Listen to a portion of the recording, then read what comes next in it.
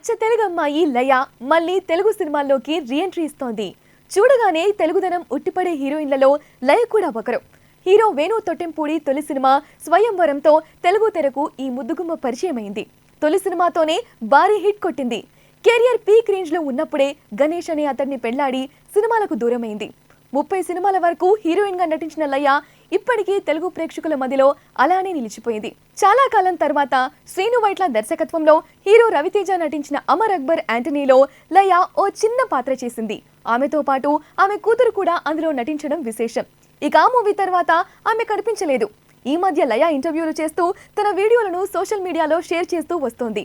అయితే తాజాగా ఈ ముద్దుగుమ్మ నితిన్ నటిస్తున్న తమ్ముడు మూవీతో రీఎంట్రీ ఇస్తోంది.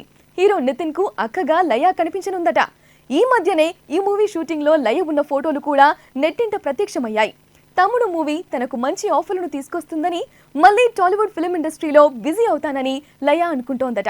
మరి నితిన్ మూవీ తర్వాత లయ ఏ రేంజ్ కు వెళ్తుందో చూడాలి.